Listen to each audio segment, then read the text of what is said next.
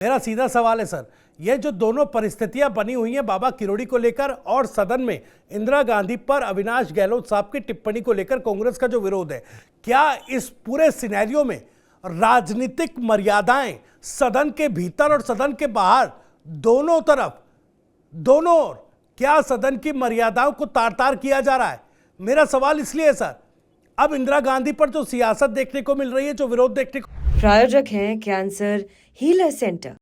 New beginning को मिल रहा है, वो सबके सामने अब एक मंत्री साहब हैं, वो फोन टैपिंग का आरोप लगा रहे हैं। सरकार ने नोटिस भी जारी किया, सदन में जवाब भी दिया, उसके 4 दिन बाद फिर आकर वो कह रहे हैं कि फोन टैपिंग तो हो रही है भैया। अब की स्थिति जनता को बड़ा कंफ्यूज करने वाली है ना। और अगर वाकई किरोड़ी लाल मीणा अगर सही नहीं बोल रहे हैं तो आखिर सरकार की मजबूरी क्या है कि उन पर कार्रवाई नहीं करनी? कोई क्लैरिटी तो जनता को देनी होगी। इसलिए मैं कह रहा हूं कि दोनों मुद्दों पर राजनीतिक मर्यादाओं को तार-तार किया जा रहा है क्या? भविष्य जी, आप जैसा बता रहे हैं कि राजनीतिक मर्यादाओं को तार-तार किया जा रहा है, तो सबसे पहले तो ये प्रासंगिक ये लगता है कि क्या जनता जिस विश्वास से चुनाव मताधिकार का प्रयोग करके दोनों ही सदनों में जब पार्टी के नेताओं को चुन करके, अपने विधायकों को चुन करके भेजती है, तो उनकी अपेक्षा क्या ये होती है कि जब आप देखेंगे कि विधानसभा सत्र जब चालू हुआ है, जब हमारे यहाँ सत्र हुआ है, तो किसी न किसी ऐसे कारणों की वजह से वो वॉकआउट हो जाता है या फिर हमारे वहाँ पे कार्यों का स्थगन हो जाता है, जिससे जनता के जो मुद्दे हैं वो गौण रह जाते हैं। उन मुद्दों पर चर्चा हो ही नहीं पाती जिन विषयों पर चर्चा करने के लिए आप विधायकों को चुनकर जनता ने भेजा है जी। तो आप ये देखिए, दोनों ही पार्टियां ही तय करें या जो भी सदन में जो भी जो जीते हुए जो विधायक होते हैं, जिस पार्टी के होते हैं, उन्हें ये तय करना चाहिए कि क्या अपने क्षेत्र की, अपनी जनता की समस्याओं को रखने का जो अवसर हमें मिलता है सत्र के माध्यम से, क्या उसमें इस तरह के अलूल जरूल विषयों पर वॉकआउट करना या इस तरह धरने प्रदर्शन करना क्या उचित है? हाँ, हम ये नहीं कह रहे कि जो सदन की गरिमा है या पूर्व नेताओं की, जहाँ की पूर्व प्रधानमंत्री के ऊपर जो टिप्पणी या इस तरह का कोई कटाक्ष किया जा रहा है, हम उसको भी सही नहीं ठहराते। पर यह भी जरूरी है कि आप ये देखें कि इस तरह के विषयों पर बहुत ज्यादा बढ़ा चढ़ा करके जो इस तरह के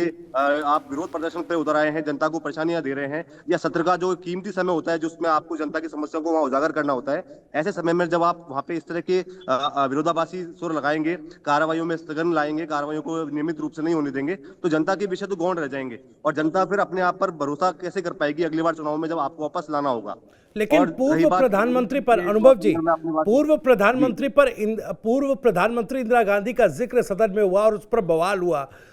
क्या पूर्व प्रधानमंत्री पर जो टिप्पणी मंत्री अविनाश गहलोत की तरफ से की गई, क्या आप उसको सम्मानजनक एक टिप्पणी के तौर पर देखते हैं, जैसा कि पंकज मीणा साहब कह रहे हैं, बीजेपी कह रही है, या फिर वाकई ये व्यंग्यात्मक एक तंज था और कांग्रेस को उकसाने के लिए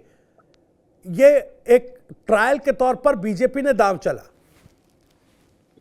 भविष्य जी, राजनीतिक शब्दावली में आज तक हमने कभी दादी या दादा या परदादा शब्द का प्रयोग होता हुआ देखा नहीं, न सुना है पूर्व में कभी। राजनीतिक शब्दावलियों में जो भी अपने संवैधानिक पदों पर बैठे हुए जो पूर्व नेता हमारे होते हैं, उनको पार्टी के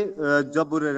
नियमित रूप से जो पार्टी के सदस्य जब वो होते हैं, उस दौरान जब भी पार्टियों में आपसी मतभेद या वैचारिक असमानताएं होती हैं, उनको दूर करते हुए एक समय के बाद में, जैसे आज लाल कृष्ण आडवाणी जी भाजपा के वयोवृद्ध नेता हैं, तो ऐसे में उनके होने से या ना होने से या उनके बारे में सम्मानजनक टिप्पणियां, उनका अपमान करने से सभी को फर्क पड़ना चाहिए, क्योंकि अब उनका राजनीतिक एक सक्रिय राजनीति में उनका योगदान नहीं है। तो ऐसे में जो नेता हमारे बीच में अब नहीं है और जिन्होंने देश के लिए कभी भी किसी भी समय में, किसी भी कालखंड में कोई भी अपना योगदान दिया है, तो ऐसे में उन नेताओं के प्रति सम्मानजनक एक भाव होना ही चाहिए, चाहे वो किसी भी पार्टी के रहे हों। तो ऐसे में अगर गरिमामयी शब्दों का प्रयोग नहीं किया गया या उन पर कोई इस तरह की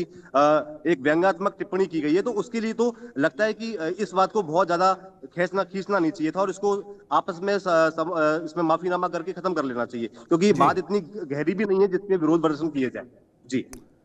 प्रायोजक हैं cancer healer centre, new beginning.